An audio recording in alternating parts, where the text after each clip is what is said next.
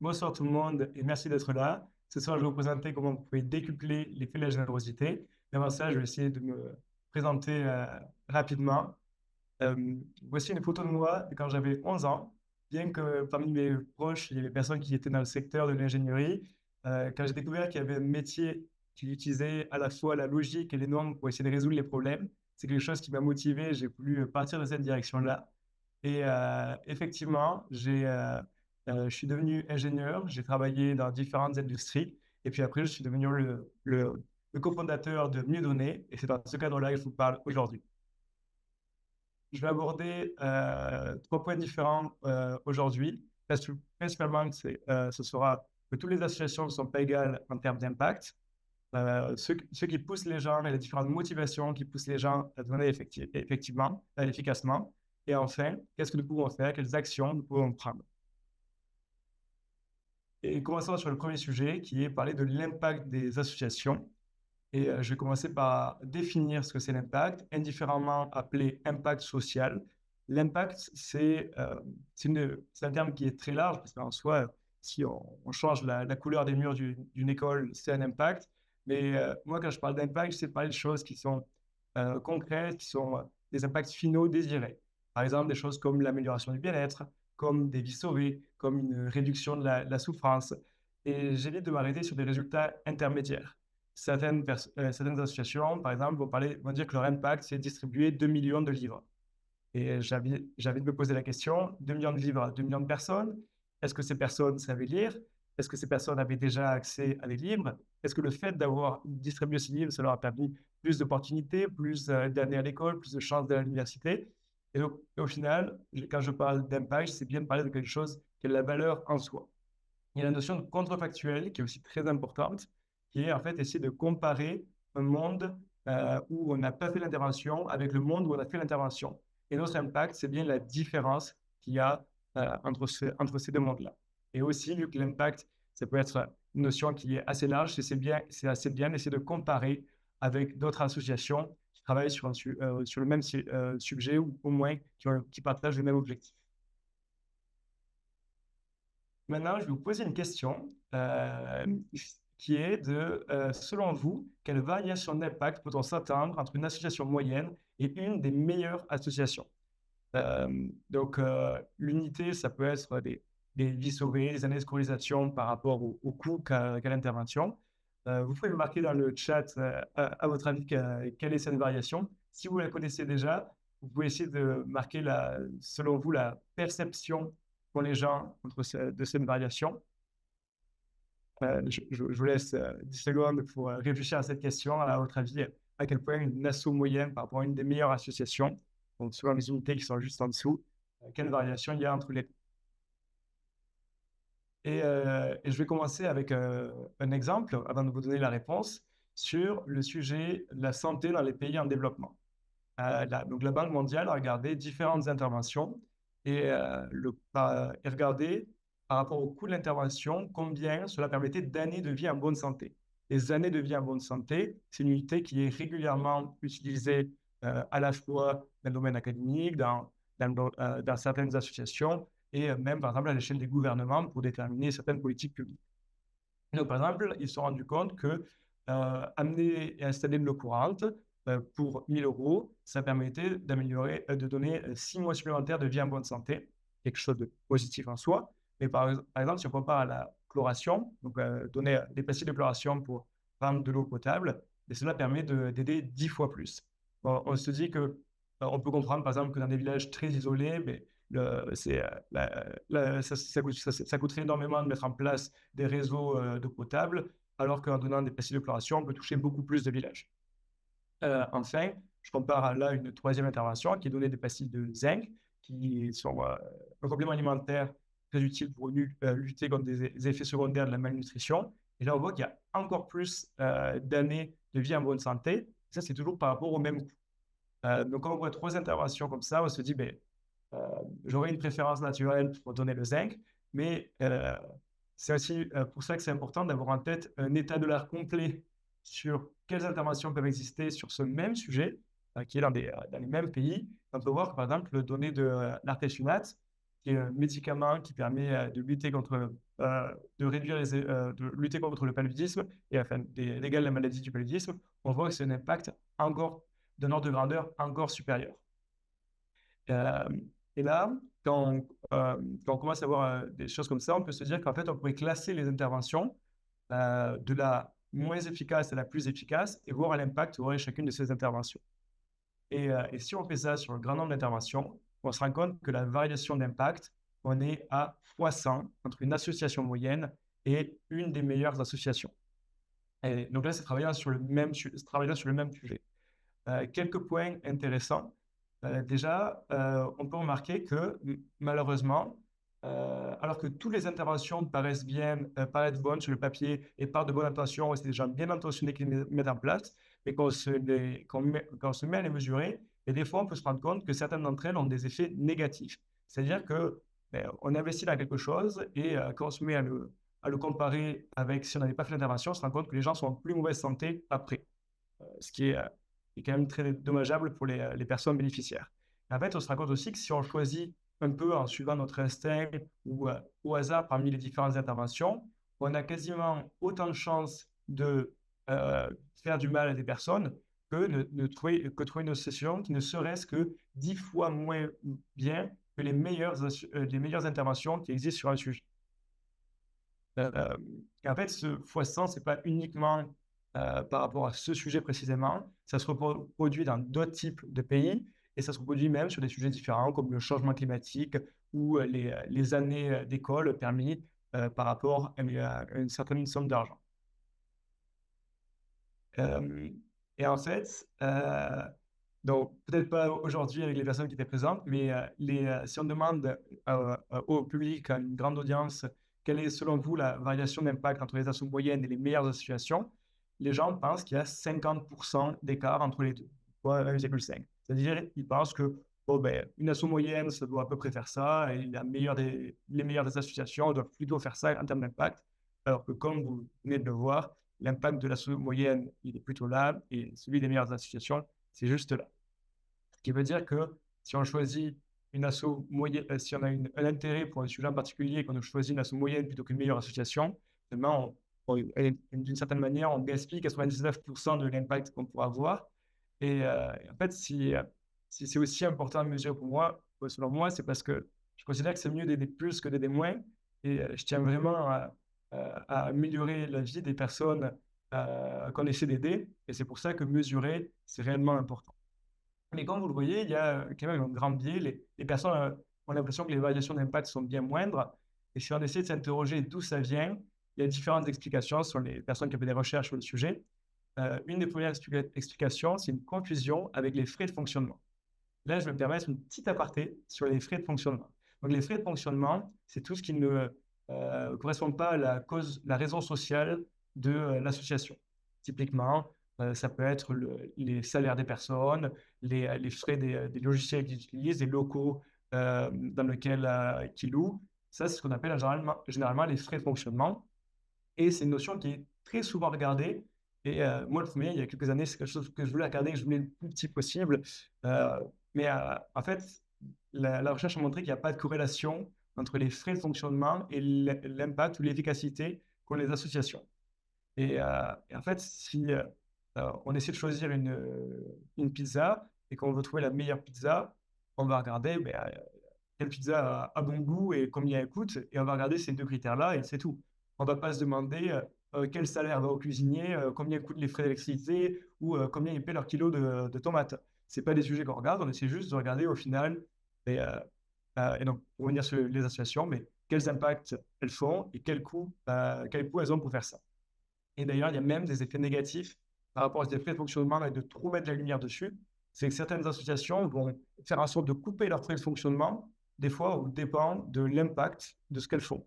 Typiquement, il y a quelqu'un qui s'occupait de faire des mesures et choisir les interventions les plus efficaces.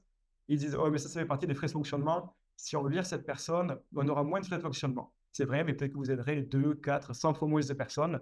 Et ce n'est pas quelque chose qui est reflété dans les frais de fonctionnement. Donc, petit conseil, on peut oublier les frais de fonctionnement pour essayer de juger l'efficacité d'une association. Donc, voilà, je reviens aussi donc pourquoi les perceptions sont faussées, et aussi parce qu'on n'a aucun point de comparaison. Il y a il y a quelques années, si on demandait combien ça coûtait de délivrer une moustiquaire imprégnée pour protéger les gens du paludisme dans certains pays, j'en aurais pas la moindre idée, ou même pour améliorer, pour donner une année de vie supplémentaire en bonne santé à quelqu'un dans un certain pays. C'est très difficile à savoir ça et le public n'a pas de point de repère. Et enfin, c'est notre expérience personnelle qu'on a avec le marché des biens et des services. Donc là, je vais venir un petit peu sur ce marché-là. Ça, c'est le marché qu'on connaît un peu classique, celui quand on va faire les courses au supermarché, quand on achète n'importe quel bien et service. Notre argent nous sert à acheter certaines choses. Ces certaines choses nous apportent de la valeur à nous. Et si par exemple, il y a une entreprise qui se met à vendre quasiment le même produit pour 100 fois plus cher, on ne va pas acheter ce produit et l'entreprise a de bonnes chances de couler ou juste ce produit ne va plus marcher, ils vont en mettre un autre en vente, trouver une nouvelle manière de le rendre moins cher. Et c'est vrai qu'aujourd'hui, les variations entre des produits sont bien moindres que les variations qu'il y a entre les associations. Et justement, le marché de la philanthropie, c'est quelque chose de différent. Les personnes donnent à des associations en ayant l'idée que ces associations vont aider des personnes, des bénéficiaires, mais en fait, ce qui va motiver les personnes à donner généralement, c'est le marketing de l'association. Le marketing, c'est pas mauvais en soi. Toutes les associations, on a besoin d'une certaine manière. Mais en fait, il y a la boucle, elle peut fermer ici, et une association peut grandir et devenir de plus en plus grande, indépendamment de si elle crée de la valeur pour les bénéficiaires, si elle les aide réellement. C'est pour ça que moi, j'aimerais une nouvelle philanthropie qui soit vraiment au service des bénéficiaires ou qui ait des personnes tierces, des évaluateurs, par exemple, qui puissent prendre des informations sur les fonctionnements de l'association, son niveau de transparence, différentes informations sur elles, sur leurs activités, leurs interventions, et aussi qui regardent sur l'impact que ça a sur le bien-être des personnes. Et que ces personnes tierces puissent, du coup, discuter aux personnes qui souhaitent donner et que cela leur permette de donner pour réellement aider un maximum de personnes. Je vais vous donner quelques caractéristiques d'une association à impact. Donc là, c'est une mini to-do pour essayer de vous donner un ordre de grandeur, comment essayer de trouver une association qu'on appelle impact, donc parmi ces meilleures associations. Déjà, une association qui se consacre sur un impact désiré final, pour moi, elle a plus de chances d'avoir un impact. Par exemple, une association qui, notre but, c'est de donner plus d'opportunités à des personnes, et on le fait en faisant des cours en ligne. Ça a plus de chances d'arriver à l'impact désiré si l'association dit mon but, c'est de faire des cours en ligne. Et en fait, là, on se rend compte que le choix de la métrique, ça compte et que si on prend une métrique qui n'a pas de valeur en soi, à la fin, ça peut nous éloigner d'aider vraiment les personnes. Et au niveau de transparence, c'est quelque chose qui est obligatoire. Pour moi, on ne peut pas passer sans parce qu'on ne veut pas de risque de malversation. On veut être sûr que tout le monde peut être au courant, que tout le monde puisse aller vérifier ce qui se passe dans l'association.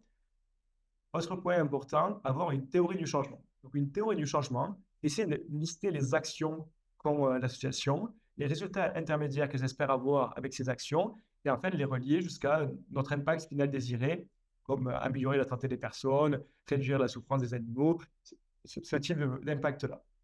Et donc, ça, c'est très important parce que ça leur permet vraiment de pouvoir aussi tester, valider leur hypothèse et qu'elles soient, par exemple, prêtes à changer d'avis ou à dire « Ah ben, on faisait ça, dans l'espoir qu'il se passe ça, mais en fait, on se rend compte que ça ne marche pas. On arrête ça et on va passer à autre chose. » Autre point important, c'est le raisonnement contrefactuel.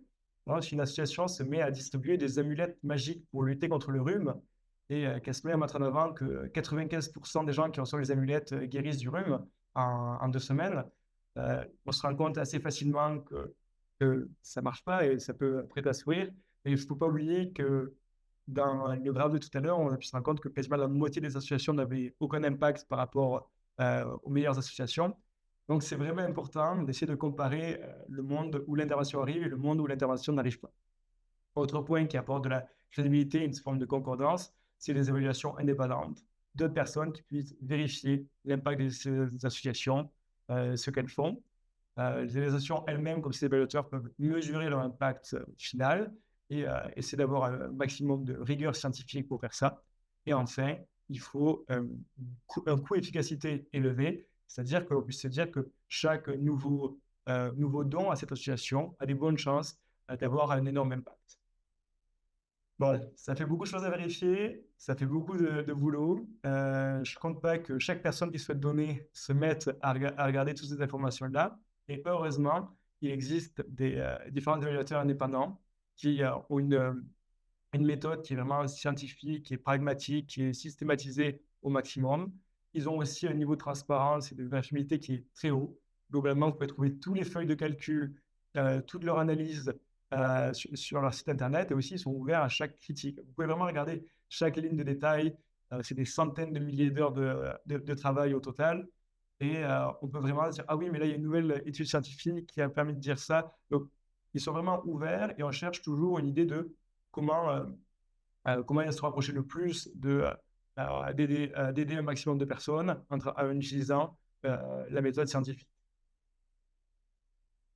Donc nous, donc là, vous avez vu 3 qu'on utilise, mais on en regarde aussi d'autres. On essaie de trouver un maximum de concordance de preuves sur ce sujet. Moi, j'ai parlé beaucoup de nombres, d'impact. Là, j'aimerais prendre 2 minutes pour parler de quelque chose d'un peu plus concret, parce que je ne pense pas qu'on devrait donner en écoutant juste des belles histoires, mais je pense que des fois, ça nous permet de mieux comprendre les problèmes qu'on essaie de résoudre, et ça peut aussi nous motiver à aider.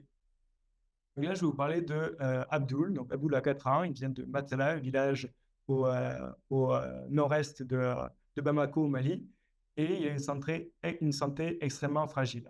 Sa mère dit que depuis qu'il a 1 an, toutes les 2 semaines, elle est obligée de l'amener à l'hôpital pour des problèmes de santé variés. Son père aussi ne comprend pas la situation parce que c'est le seul de la famille et de ses 4 frères et sœurs à avoir une santé aussi fragile. Et il y a aussi un autre mal qui touche Abdul, c'est que la nuit, il souffre de cécité nocturne, c'est-à-dire qu'il devient aveugle. Il devient aveugle une fois que le soleil se couche. Et, et les parents sont dans un désarroi assez total que leur enfant subisse ça. Et dans ce village, à Massala, il y a les équipes d'Hélène Keller International, qui est une association qui propose des distributions de suppléments en vitamine A. C'est des petites capsules qui coûtent moins d'1 € à délivrer, euh, qui sont proposées aux enfants entre 1 et 5 ans dans les villages. Au début, les parents étaient assez sceptiques. Ils se demandaient s'il y avait des obligations derrière, s'ils risquaient quoi que ce soit. Et d'ailleurs, enfin, les populations peuvent avoir cette forme de scepticisme, donc ils voient par exemple des interventions qui ne marchent pas ou qui ne répondent pas à leurs besoins. Mais ils étaient tellement inquiets de voir la santé de leur fils détériorer qu'ils ont accepté. Et en moins de 2 mois, sa mère a reporté que la santé d'Abdul avait totalement changé. Il avait retrouvé l'appétit, l'énergie. Il était capable de jouer la journée avec les enfants du village et même une fois la nuit tombée. Euh, et quand 6 mois après, les équipes d'Hélène Keller sont revenues dans le village, parce que ces expériences sont données tous les 6 mois, le père a voulu, et la famille était d'accord pour pouvoir partager leur histoire. C'est pour ça que j'en parle aujourd'hui. Et donc derrière ces histoires individuelles, il y a des centaines de milliers d'enfants, mais on va quand même essayer de creuser du coup sur les chiffres. Est-ce que vraiment ça marche derrière ces capsules si simples et si peu chères à distribuer? Donc là, j'ai pris l'exemple du Burkina Faso avec 3 150 €. Qu'est-ce qu'on peut faire? On peut distribuer plus de 3000 suppléments en vitamine A. Ensuite, ils prennent en compte que peut-être tous les enfants ne sont pas carencés. Peut-être que certains enfants auraient pu trouver des vitamines A ailleurs si Hélène Keller ne l'avait pas distribué. Donc, ils considèrent que la moitié des suppléments sont utilisés effectivement et bénéficient bien aux enfants. Ce qui couvre quasiment 900 enfants sans carence pendant 1 an. Il en faut une pour les 6 mois. Et ensuite, ils se basent sur des études scientifiques, notamment des essais randomisés contrôlés, pour essayer de voir la variation de mortalité, toutes causes confondues, entre un groupe qui reçoit la vitamine A et un groupe qui ne le reçoit pas. Donc, on voit que ça passe de 16 pour 1000 à 12 pour 1000, ce qui revient à 4 morts empêchées.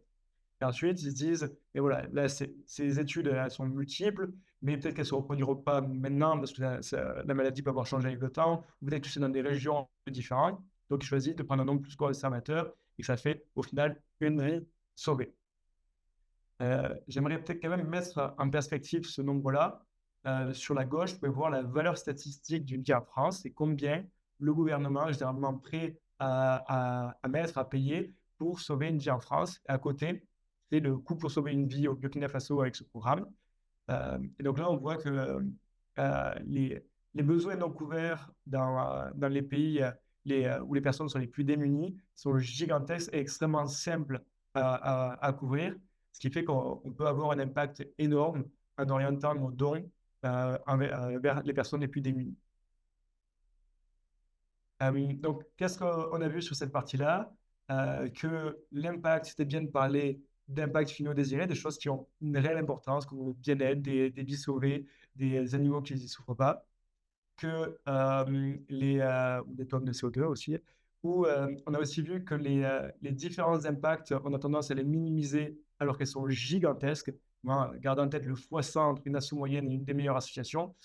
Donc, c'est parce qu'on s'inquiète des personnes que c'est important de mesurer ça. Et enfin, les dons à impact, indépendamment de leur taille, aident énormément. Maintenant, j'ai défini un petit peu plus l'impact, je vais me permettre de présenter Mieux Donner. Donc, Mieux Donner, c'est né à travers un programme d'incubation, celui de Charity Entrepreneurship, aussi appelé Ambitious Impact, où j'ai eu l'occasion de rencontrer Jennifer, la cofondatrice. Donc, Jennifer, c'est une Britannique qui vit en France depuis 8 ans. Elle est guide de montagne internationale et aussi elle a une expérience dans le marketing depuis plus de 10 ans. Et donc, elle est cofondatrice et co-directrice de Mieux Donner. Et à l'issue de ce programme, du coup, nous avons créé une association loi 1901 à but non lucratif. Nous avons été financés indépendamment et nous avons reçu 86 000 € pour couvrir nos frais pendant 1 an, ce qui nous permet de proposer le service gratuitement. D'ailleurs, Mieux Donner, notre but, c'est vraiment de vous aider à trouver les meilleures associations afin que vous puissiez faire une réelle différence. Donc, on a un site internet avec beaucoup d'informations. On essaie de vulgariser différentes connaissances scientifiques sur le sujet. Le but est que vous puissiez avoir le plus d'impact. Il y a aussi donc, une plateforme de donation sur laquelle vous pouvez donner. Et ensuite, on peut aussi proposer des conseils en donation. Peu importe si c'est des petits, des grands dons, que ce soit des individuels comme des entreprises, on propose ça. On essaie toujours de se baser sur une méthode qui est scientifique, rationnelle. On essaie d'être impartiaux dans nos différents choix et on essaie aussi d'avoir un grand niveau de transparence. Donc, nous sommes disponibles pour vous et pour vous aider à avoir le maximum d'impact. Maintenant, je vais parler un peu des différentes motivations des personnes et ce qui les pousse notamment à donner. Déjà, il y a l'appel de nos instincts. L'appel émotionnel, par exemple, on voit une photo qui nous touche, ça peut nous donner cette envie-là. L'appel de l'urgence aussi, quand il y a une catastrophe humanitaire qui arrive et qu'on se sent bouleversé, on a des fois envie de prendre des actions. Et il y a une autre hypothèse qui est celle de la psychologie évolutionniste qui dit que globalement, dans le passé, on était habitué à vouloir prendre soin des personnes les plus proches de nous et qu'on a peut-être gardé des traits comme ça qui étaient utiles donc, il y a quelques milliers d'années, mais aujourd'hui, on n'est plus dans la situation que vous voyez sur la photo. Et par exemple, si on a envie d'aider plus notre voisin que quelqu'un qui vient de l'extrême pauvreté, alors que notre voisin a déjà un toit, une voiture et un niveau de vie très élevé, ce qui fait que ce sera difficile d'aider réellement et de faire une différence en aidant votre voisin. Donc, on peut quand même avoir cette tendance à vouloir aider le voisin alors qu'on pourrait aider par exemple 100 ou 1000 fois plus en aidant les personnes en extrême pauvreté. Je fais un petit point sur l'appel de l'urgence. En général, la prévention aide 10 ou 100 fois plus que la réaction à une crise. Et aussi, des fois, dans les situations de catastrophe humanitaire, le facteur limitant, ce n'est pas forcément l'argent. Des fois, ça peut être le temps simplement qui est nécessaire. Ce qui fait que s'il y a une situation, une catastrophe qui arrive, en fait, ça peut être plus important d'essayer de réduire les risques et d'aider les personnes à avoir des meilleurs niveaux de vie plutôt que de répondre à cette catastrophe justement. Autre chose qui peut motiver à pousser les gens, des fois, c'est des arguments moraux. Donc, par exemple, il y a Peter Singer, qui est un philosophe, qui a mis en avant une thèse comme quoi, si on peut aider quelqu'un sans que ça coûte pour nous un sacrifice qui soit d'ordre moral équivalent, dans ce cas-là, on se doit de le faire. Oui, il y a une sorte d'impératif qui fait que, globalement, avec nos niveaux de vie et de ressources dans les pays occidentaux, on a une obligation morale d'aider les personnes, les individus qui sont le plus dans le besoin. Théron Plumer a une thèse différente que je trouve aussi intéressante, qui dit que lui, pour lui, donner, c'est pas évident, c'est pas quelque chose de trivial, parce que c'est quelque chose vraiment en moins pour nous, c'est un certain coût. Et donc, il dit que c'est difficilement argumenté que c'est obligatoire de donner. Par contre, il dit que si on donne, c'est obligatoire de donner efficacement, parce que le poids de nos préférences ne pèse rien par rapport au bien-être des bénéficiaires. Globalement, vous avez vu ces différents impacts gigantesques. Oui, mais on se dit que si nous, on préfère une méthode parce qu'on se sent un peu plus attaché à cette méthode et que cette méthode, elle aide 100 fois moins de personnes, mais par rapport à ces 99 personnes-là, on a ce devoir, selon lui, de que si on donne, on doit donner efficacement. Il y a d'autres choses qui peuvent motiver les personnes, qui sont, par exemple, beaucoup de personnes ont envie d'un monde qui soit plus égalitaire et trouvent le monde globalement injuste. Et en fait, donner efficacement, c'est s'inscrire dans cette volonté d'un monde plus équitable. Il y a aussi des personnes qui sont un peu désemparées en disant que, par exemple, s'ils se mettent à donner, ça ne va pas tout changer, donc ils préfèrent pas le faire. Mais des fois, ils se rappellent que quelque chose, c'est mieux que rien. Et rien que ça peut les motiver à donner, surtout si ce quelque chose est orienté vers les associations les plus efficaces. C'est même un impact incroyable que vous pouvez avoir. Enfin, il y a un concept que je vais essayer d'introduire qui est le concept de l'utilité marginale, c'est-à-dire quelle valeur supplémentaire vous allez avoir, par exemple, avec un euro donné. Et globalement, on se rend compte que si on gagne 1000 euros de plus alors qu'on est à 10 000 euros par an, mais ça va changer un petit peu notre niveau de vie, alors que si on est à 100 000 euros par an, ça va un peu moins changer notre vie ou quasiment pas changer notre vie. Donc, cette utilité marginale est décroissante pour les personnes des pays occidentaux, les personnes qui pourraient donner, alors que pour les bénéficiaires, c'est quelque chose qui est massif, qui est gigantesque. On a vu l'impact d'une simple pastille de vitamine A à moins d'1 euro, ou même, par exemple, si 1 euro par mois, mais ça peut, par exemple, doubler le revenu de quelqu'un qui est en extrême pauvreté, et ça peut totalement changer son niveau de vie. Donc, c'est un impact énorme pour ces personnes, alors que pour nous, ça peut pas nous apporter autant. Enfin, ça, c'est la courbe de répartition des richesses. Et cette courbe, elle est en parité de pouvoir d'achat. Donc, elle prend vraiment en compte que les coûts dans les pays sont différents. Et en fait, il y a quelque chose qui est assez contre-intuitif parce que globalement, on croit qu'on est assez moyen parce qu'on est souvent dans la moyenne des personnes autour de nous. Donc, on ne se rend pas forcément compte qu'on fait, par exemple, partie des 10% les plus riches du monde. Alors que en fait, juste le pays dans lequel on est nous place énormément dans la répartition des richesses dans le monde et le monde est extrêmement encore inégal, ce qui fait que la majorité des personnes sont plus pauvres que nous. Et en fait, certaines personnes pensaient que c'était aux plus riches de donner et en découvrant cette course, ils se disent ah, je fais partie des plus riches. Ils pensent c'est pas forcément une obligation qu'ils ont donnée, mais ils se disent en fait, je me rends juste compte que j'ai cette opportunité énorme d'aider des gens qui n'ont pas la même chance que moi, et donc j'ai envie de le faire. Donc, qu'est-ce qu'on a vu? Que nos instincts nous poussent naturellement à vouloir prendre soin des uns des autres, mais pas forcément à le faire efficacement. Mais donner efficacement, ça peut s'inscrire dans une volonté d'alignement moral ou même d'alignement avec nos propres valeurs personnelles. Et enfin, même si c'est assez contre-intuitif et que vous ne le ressentez pas au quotidien, vous faites probablement partie des personnes les plus riches au monde.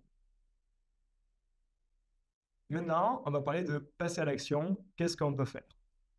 Donc, bon, je suis le co-directeur de Mieux Donner. Ce serait une faute si je ne vous en parle pas, mais vous pouvez donner efficacement.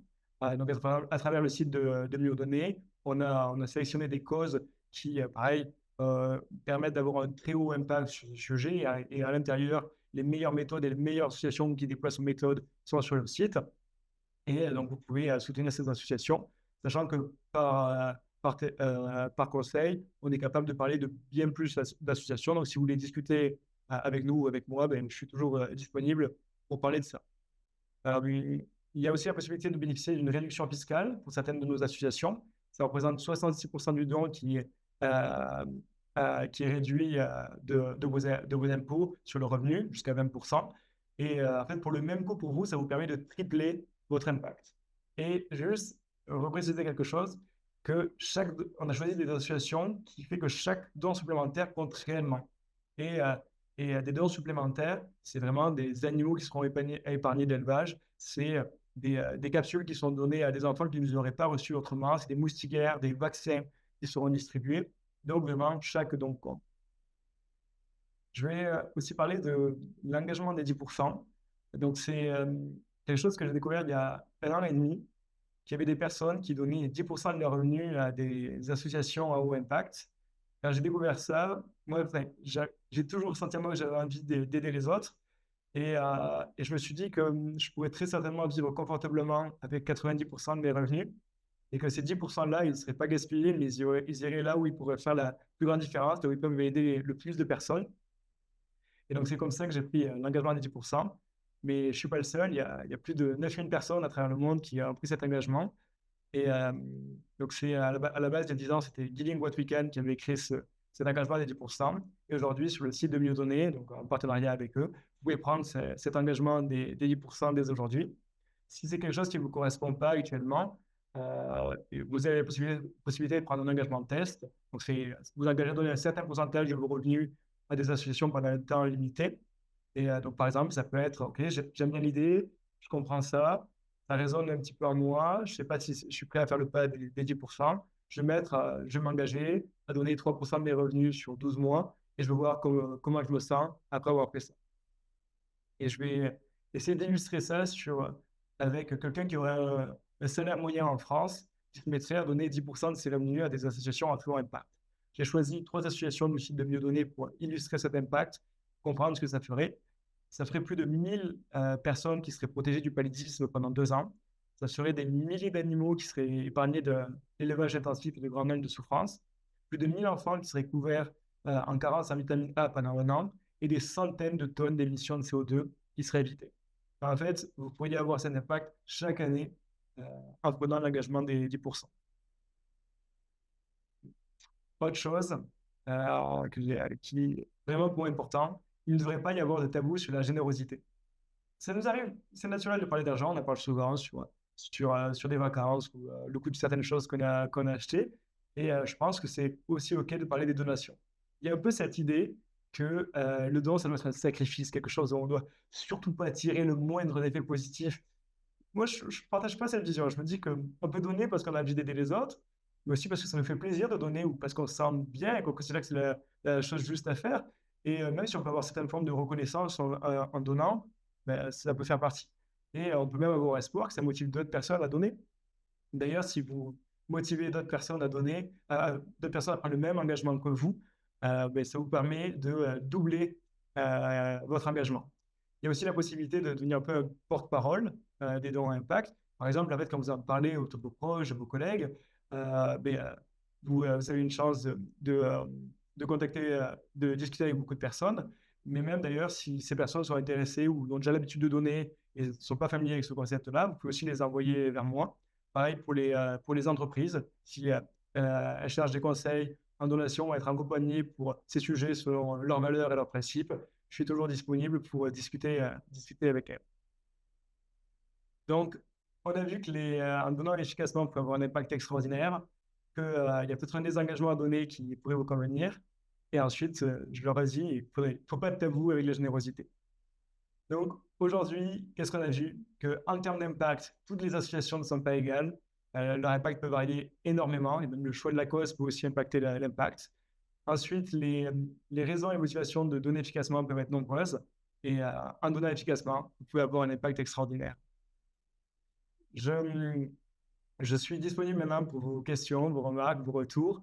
Pareil pour les personnes qui écoutent la conférence en replay. N'hésitez pas à me contacter. Vous pouvez aussi donner mes contacts à n'importe qui a envie de parler des dons à impact. Et je vous remercie d'avoir été présent ce soir et de m'avoir écouté. À vos questions.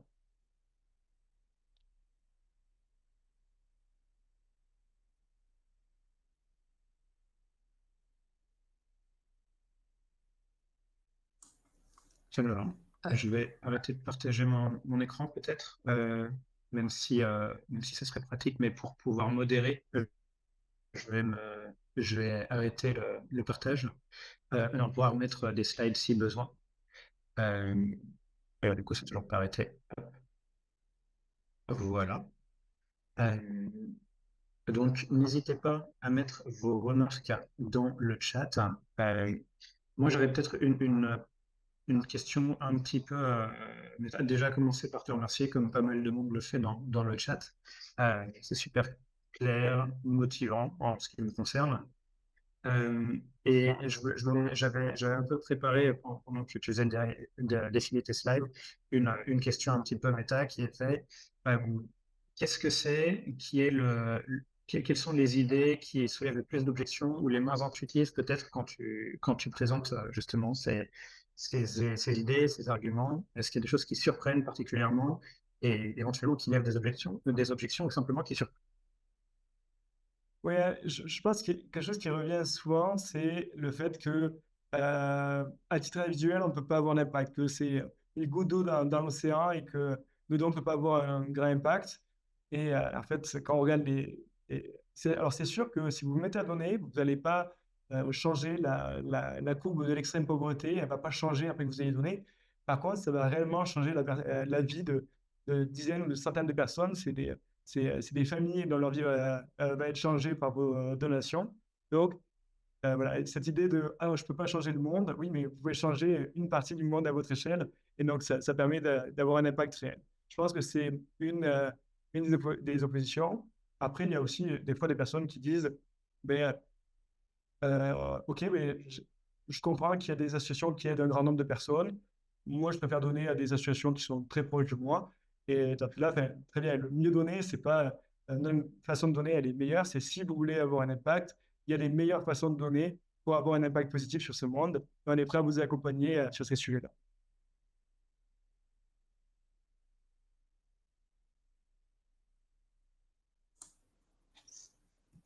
Euh, Salut Romain, salut Guillaume. Bonsoir tout le monde d'ailleurs. Euh, Moi j'avais une petite question. C'était, tu sais, dans les biais cognitifs souvent qui sont présentés, enfin moi je me souviens avoir eu un cours là-dessus et j'avais pas trouvé de solution sur le fait que, en fait, tu as une sorte de, comment dire ça, enfin la loi de, comment ça s'appelle déjà?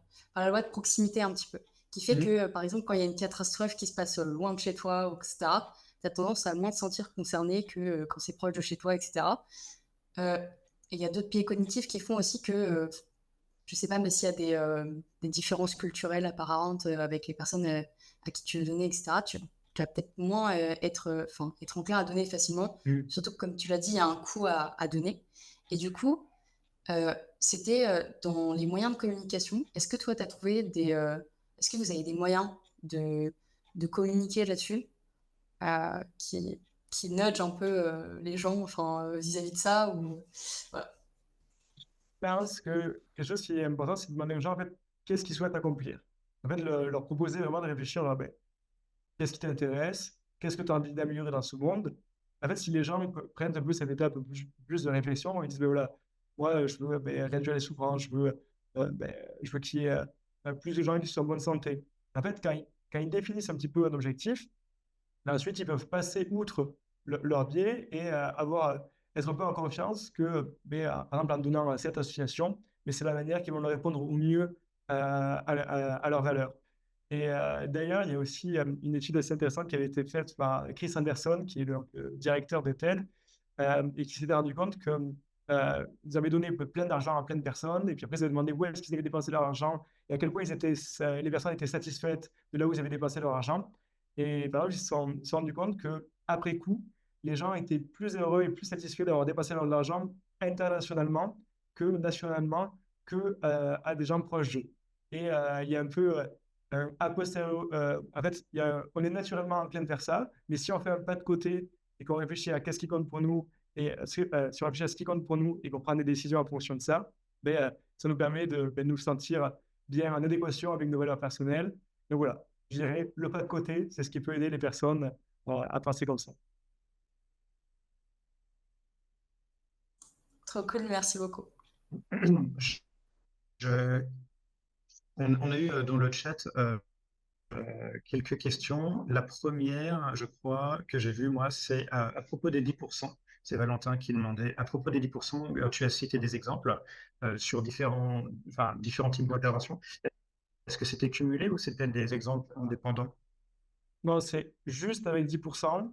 Si j'ai séparé en trois, donc deux fiscalement avantageuses, et donc voilà, c'était juste avec 10% d'une seule personne, c'était les quatre cumulés que vous êtes capable de faire. Et d'ailleurs, je précise, mais je mettrai le lien des slides dans la description aussi, et vous pourriez avoir accès après coup. Une autre personne, et après, n'hésitez pas à vous faire, enfin, à lever la main ou à prendre la parole. Une autre personne demande ce que tu penses de l'initiative de Give Directly ou de donner directement en général, qui est un peu toute une classe d'intervention où on donne de l'argent, donc de manière, on donne pas quelque chose en particulier, on donne juste de l'argent directement. C'est quelque chose qui a été assez contre-intuitif la première fois que j'ai entendu parler, genre directement donner de l'argent à des gens, enfin, bon, c'est pas la meilleure chose à faire, mais en fait, c'est extrêmement dur de trouver quelque chose qui marche ou qui lien que ça. Donc, vraiment, si c'est une des interventions qui est très, très efficace. C'est très difficile de trouver des choses plus efficaces que ça. C'est quelque chose qui a été énormément étudié. Ça permet de laisser au choix les personnes. Et en fait, on se rend compte qu'on est capable, en donnant, par exemple, en donnant 50 000 euros à 500 personnes dans un village, de transformer le village, alors que le coût de l'aide internationale pour avoir fait ça aurait été gigantesque. Typiquement, avec ils se sont rendus compte, donc l'Agence d'aide internationale des États-Unis se sont rendus compte que donner de l'argent à des personnes, ça faisait des meilleurs résultats sur la nutrition que les programmes de nutrition. Et ça faisait aussi des meilleurs résultats sur la création d'entreprises que les programmes de création d'entreprises. Donc vraiment, c'est quelque chose de transformatif qui est extrêmement efficace, qui a un impact énorme sur les personnes en termes de bien-être et d'opportunités. Et d'ailleurs, c'est même utilisé par les évaluateurs internationaux comme unité de comparaison avec les autres associations. Donc, par exemple, les associations qu'on recommande sur le sujet de la santé et de la pauvreté ont 10 fois plus d'impact positif que le transfert d'argent inconditionnel. Donc, c'est quelque chose qui est génial et qui bat quasiment toutes les interventions dont vous avez jamais entendu parler. Et nous, on a une barre qui est quasiment 10 fois plus haut que ça dans le champ de nos interventions. J'espère que ça répond à la question.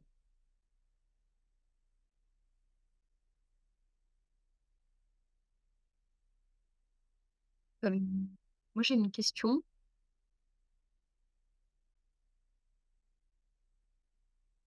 Ouais, Morgane. Oui, pardon, je suis sur mon... Vous m'entendez là ou pas? Oui. Merde, oui, désolée, pardon. Je suis sur mon téléphone, j'avais du mal à me connecter sur le PC. Je ne sais pas si tu as déjà répondu à la question, Romain, avant que j'arrive parce que je galérais. Mais est-ce que tu peux expliquer la plus-value du coup de mieux donner en termes de, comment dire, de recommandations des associations? Comment vous faites pour déterminer à quelles associations vous allez recommander à vos donateurs et donatrices de donner? Voilà, merci. Je dirais que en France, il y a très peu l'occasion d'être exposé à ces sujets d'impact. Il n'y a quasiment d'ailleurs aucun contenu qui existe en français sur le sujet. Et donc, déjà, on a ce travail de vulgarisation, de compiler les informations et de les rendre accessibles à un plus grand nombre de personnes. Un travail de vulgarisation sur des choses, mais je suis d'accord avec toi que on réinvente pas la poudre et par exemple, on n'est pas en train de découvrir des choses dans la recherche scientifique supplémentaire qui n'existaient pas. Par contre, on essaie d'avoir en tête l'ensemble des ressources et c'est des ressources par un écosystème qui est très varié avec certaines fondations très élevées qui ont des niveaux de reconnaissance qui sont très clairs et qui vérifient vraiment tout ce qui se passe dans les associations. On se base sur tout ça, sur cet existant, pour essayer de proposer le plus simplement ça à des personnes qui, avant une donnée, n'auraient pas eu l'occasion de découvrir ça. Donc, c'est vraiment ça. Et aussi, simplement, pas tout le monde peut être à plein temps sur les sujets des dons à impact et des différentes associations sur des causes variées. Et donc, moi, j'ai la chance de pouvoir faire ça et j'essaie de partager du coup ça à un grand nombre de personnes. Et je dirais que la plus-value principale, c'est de pouvoir parler de ce sujet à un plus grand nombre de personnes. Et que si des personnes n'ont pas des centaines d'heures ou même des dizaines d'heures à passer sur ces sujets, ils peuvent venir discuter avec nous une demi-heure ou regarder sur notre site et les aider à prendre une décision suite à cela. Merci de la question. J'ai une petite question à propos de la question précédente. Si c'est plus efficace de donner de l'argent directement aux gens, pourquoi on donnerait notre argent à des assos qui vont fournir des biens ou des services et pas directement cet argent? Donc, il y a des assos qui donnent directement et qui permettent de quasiment 90% de l'argent qu'on donne est effectivement reçu par des téléphones dans des personnes qui sont en extrême pauvreté. Donc ça, c'est quelque chose qui marche très bien. Mais en fait, il y a certaines interventions qui marchent 10 fois plus.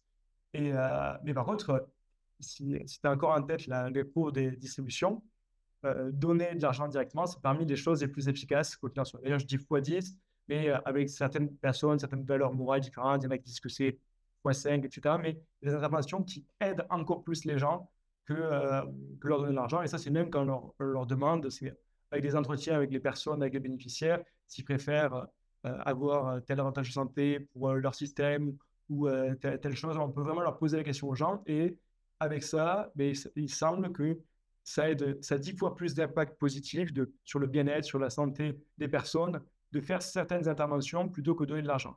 Par contre, je pense que juste donner de l'argent, ça devrait être quasiment 50% de l'aide internationale parce que c'est quelque chose qui marche extrêmement bien.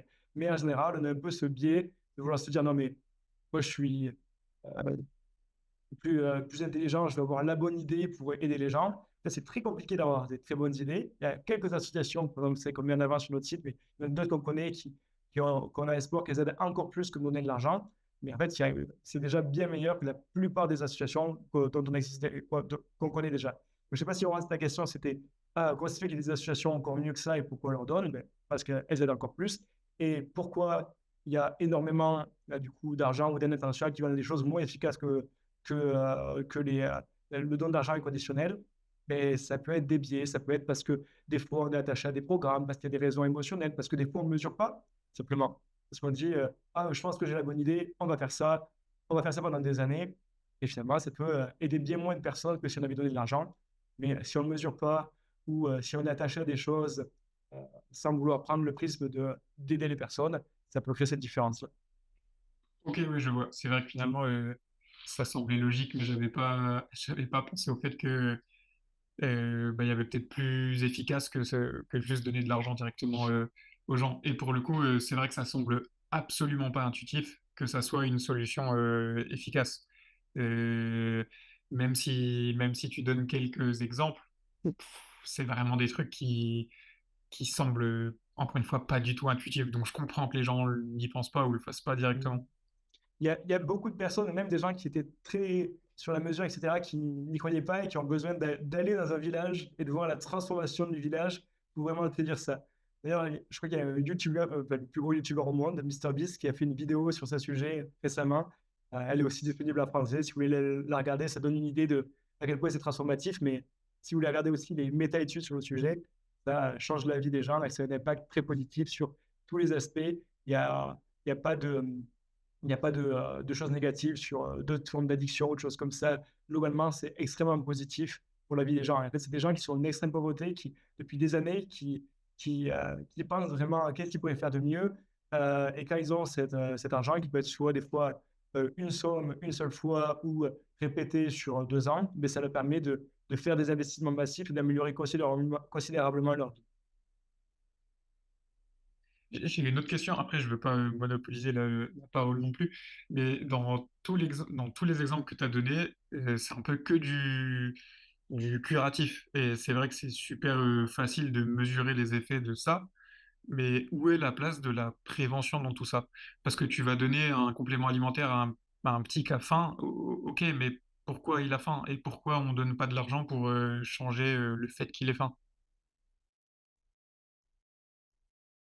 Donc, là, en fait, c'est un peu, c'est assez enfin, c'est quand même assez préventif de donner des moustiquaires ou des vaccins ou même de la vitamine A parce que c'est pour empêcher d'être malade littéralement. Mais par contre, en fait, c'est l'incrémental. Enfin, on n'a pas l'impression que c'est quelque chose qui est systémique et qui change le gouvernement et la manière ou le PIB global du pays.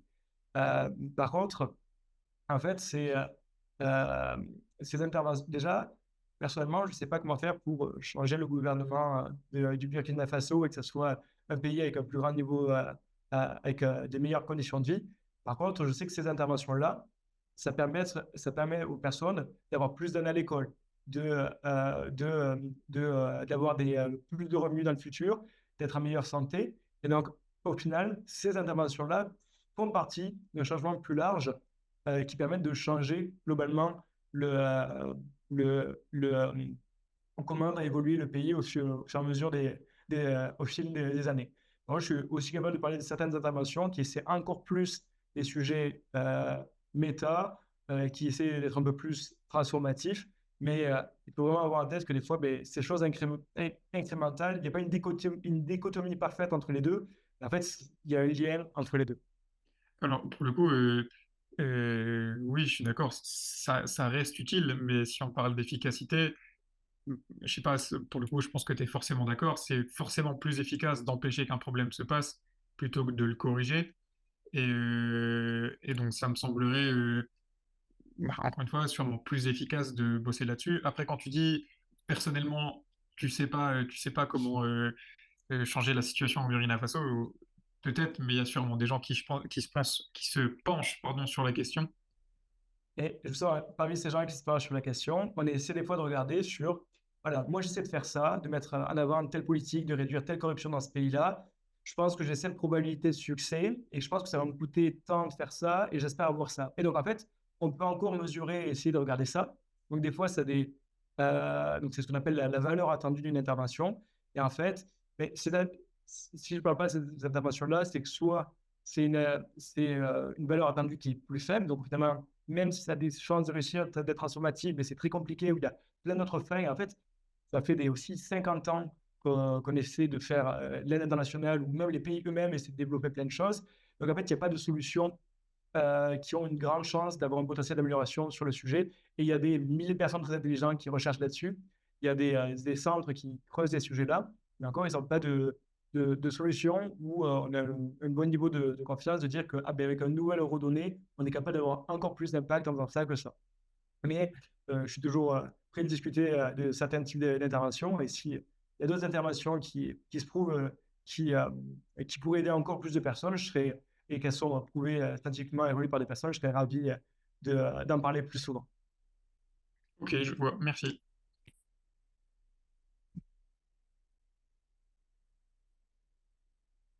Je vois qu'on arrive sur la fin, Guillaume. Je ne sais pas si vous poser une dernière question. Et après, je me permettrai de revenir sur les personnes qui ont posé des questions, peut-être, pour leur répondre a posteriori. Je peux en poser une? Merci. Oui. J'avais une question sur le Transnational Giving Europe. En fait, je vois que sur Mieux Donner, il y a plusieurs associations pour lesquelles c'est possible donc des associations qui travaillent à l'international, qui font du bon boulot et on peut y donner et bénéficier de la déduction fiscale. Et je me demandais si c'était par le biais du Transnational Giving Europe. Et est-ce que, si oui, du coup, vous cherchez aussi des associations qui en bénéficient potentiellement? Alors, non, on ne passe pas par Transnational Giving Europe parce que les associations qu'on a identifiées sont soit opèrent aussi, enfin, ont aussi des bureaux en France et sont déductibles en France. Donc, on ne passe pas par Transnational Giving Europe. Par contre, on est ouvert à explorer d'autres manières ou quelques agréments fiscaux, par exemple, qui va permettre à plus d'associations d'être déductibles fiscalement.